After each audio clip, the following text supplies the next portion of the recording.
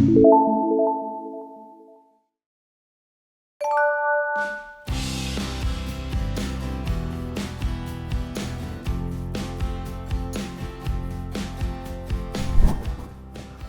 안녕하세요. 늘푼서 남민호 원장입니다. 반갑습니다. 네. 선생님이 주로 하는 역할이 고등학교 입시, 대학교 입시, 아이들 입시 전문으로 채우고 있고요. 여러분들이 공부한 게 준비하고 있는 게 헛되지 않도록 그런 길을 만들어주는 역할을 하고 있습니다. 자, 첫 번째는 이겁니다. 어떻게 대학교에 갈 수 있을까라는 내용입니다. 여러분 사실 잘 생각해 보시면 초등학생 때, 초등학교 동생이 있으면 한번 물어보시면 어느 대학교 생각해? 라고 물어도 서울대밖에 없죠. 근데 여러분들은 아닐 겁니다. 맞죠? 여러분들은 지금 요 정도 생각하고 있을 겁니다. 자, 한번 보시면은요, 여러분 또래 중학교 2학년이 몇 명이나 있을까요? 우리나라에 42만 6천 명이 있습니다. 굉장히 많죠. 그리고 서울대는 1년에 3,435명 뽑습니다. 경쟁률이, 단순 경쟁률이 124.1이죠. 그러니까 아무나 가는 게 아니라는 느낌이 확 들 겁니다. 우리 주변에 위례고, 위례 한빛고, 덕수고, 효성고 등 전국의 고등학교 개수는 2,373개가 있습니다. 그러니까 전교 1등이 2,373명 있다는 얘기죠. 전교 1등이. 자, 그 친구들이 서울대를 가려면은 경쟁률이 0.69대 1, 즉 학교마다 약간 차이는 있겠지만 1.5명 정도는 서울대를 보낼 수 있게 됩니다. 자, 우리 주변에 고등학교 매년 1.5명씩 서울대 가고 있을까요? 아니죠. 우리가 매년 합격 소식을 1.5명씩 못 듣고 있는데 왜 1.5명씩 갈 수 있지? 라고 생각할 겁니다. 그 이유는요, 왜 한 명씩도 못 가냐면 이런 치사한 고등학교가 있기 때문이죠. 서울대를 1년에 77명 보내는 고등학교, 60명, 57명 보내는 그런 고등학교가 있기 때문이죠.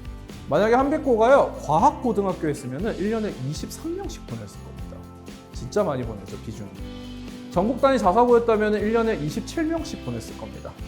자, 무슨 얘기가 하고 싶은 거냐면 고등학교가 어디냐에 따라 출발선이 다르다. 약간의 불리함이 있다라는 말씀을 드리겠습니다. 자, 우리는 조금 다릅니다.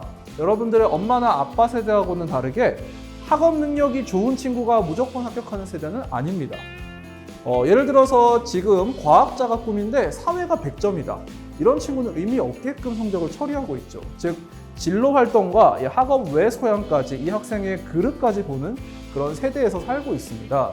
그러니까 공부를 하는 것도 좋지만 여러분들 평상시에 남을 때 진로 계획도 짜고 다양한 고민을 하면은 더욱더욱 유리해지는 세대, 더욱더욱 유리해진다. 이런 말씀 좀 드리겠습니다.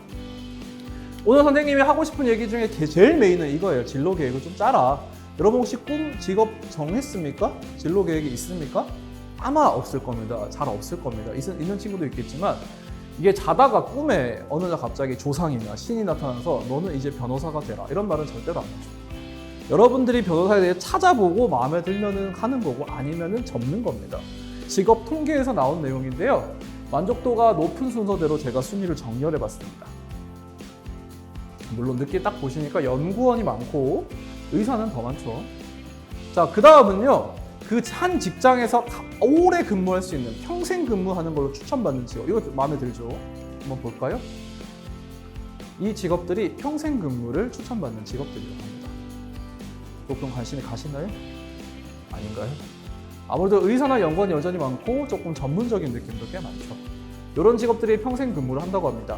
자, 반대로요. 야, 니네 나중에 이 직업 하지 마. 이거 기계가 대체할 거니까 큰 미래가 없는 것 같아 라고 생각한 직업은 이런 것들이 있었습니다. 반대로 절대로 대체가 안 된다라고 사람들이 생각한 직업은 이런 직업들이 있었습니다. 약간 이제 뭐 예체능도 좀 있고 그다음에 진짜 말 그대로 이런 능력이 있는 그런 직업들이 좀 많죠. 네, 그런데 재밌게도요.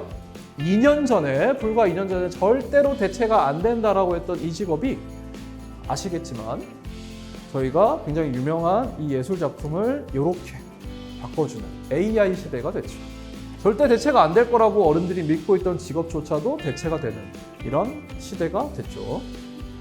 여기 있는 직업들은요, 실제로 그 컴퓨터 관련 직업이나 아니면 약간 좀 다양한 형태의 좀 직업들이 좀 있는 편인데 사람만이 할 수 있을 것 같은 그런 직업도 꽤 많은데 한번 잘 보시고요. 우리 초등학생들의 직업 희망순위 1등 유튜버도 여기 있죠. 네.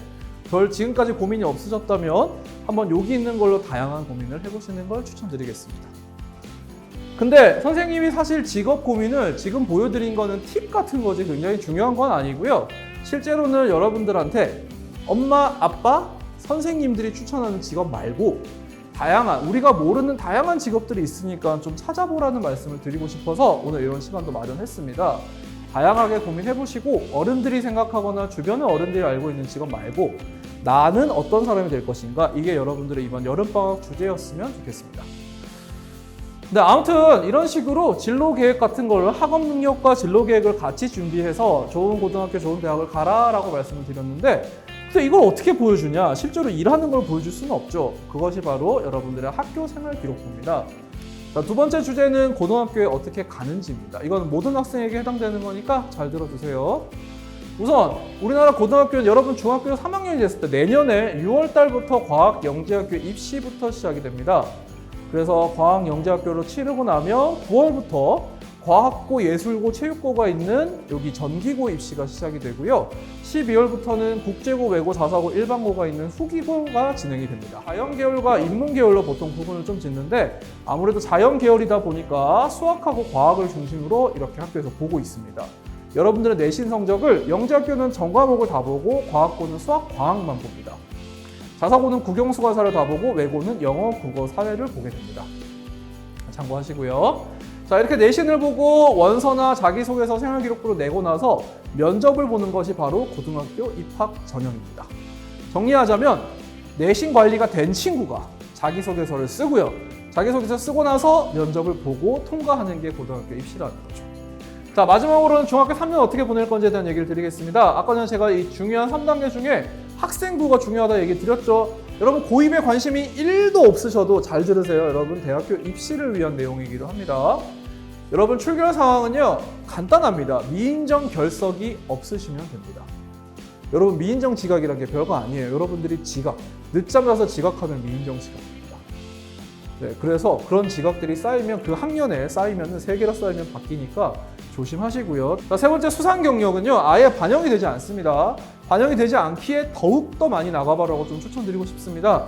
여러분이 뭘 좋아하는지 뭘 잘하는지 모르기 때문에 많은 대회에 참석해 보시고 좀 동기부여도 좀 받아보시기 바랍니다. 그 다음은 창의적 체험활동사항인데 제가 간단하게 줄여서 가지고 왔습니다. 여러분 혹시 반회장이나 부회장이나 정교회장이나 정교부회장이면 뭐 크게 고민할 필요 없습니다. 여러분 임원이면 그냥 이게 제일 베스트입니다. 임원을 하고 있으면 비교과 중에서 제일 유리합니다. 근데 누구나 임원을 할 수는 없죠. 그래서 봉사활동을 성실하게 하면 좋습니다. 시간도 많이 하거나 되게 엄청 어려운 것도 좋지만 그냥 지속적으로 해서 진정성을 보여주는 것도 좋습니다. 자, 생기부 관리에 선생님의 핵심 2가지 말씀드릴게요. 여러분 정말 강조하고 싶은 2가지 말씀드릴게요. 첫 번째가 교과 학습 발달 상황인데요. 아까 얘기했죠. 내신 관리 필요하다고. 중간, 기말, 수행평가 합쳐가지고 학기 성취도가 나옵니다. 우리가 성취도 관리라는 건 사실상 A를 말하는 겁니다. 90이 넘는. 정확히 89.5를 넘는 걸 말하는데 중간, 기말 평균이 80이어도 수행평가만 잘했으면 학기 성취도를 A를 받을 수가 있는 겁니다.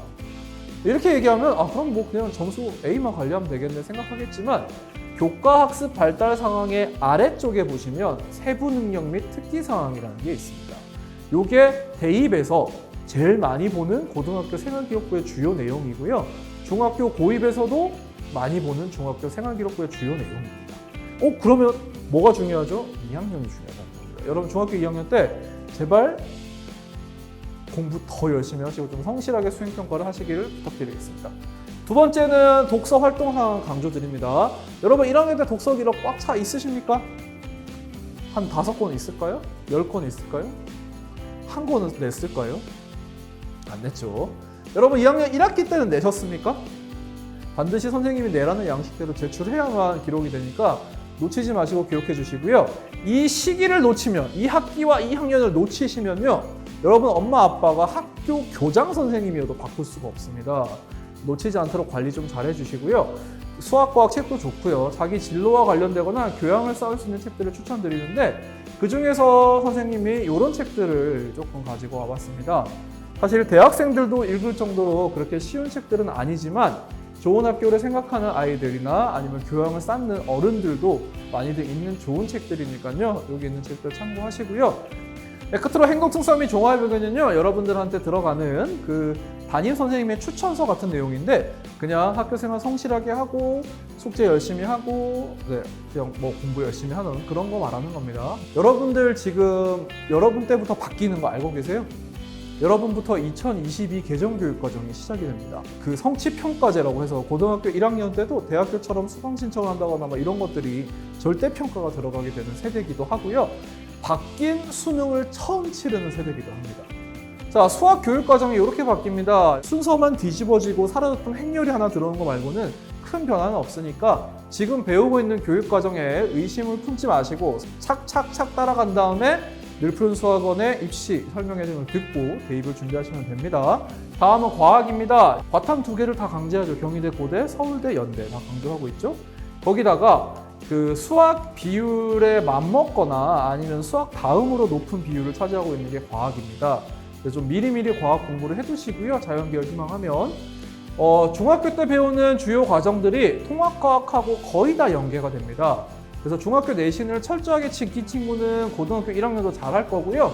참고로 늘푸른 수학원 과학 내신 대비한 친구들 보시면 점수가 전체 다 보여주다 보니까 작년 거긴 한데 평균 점수가 어마하죠. 어마무시하죠.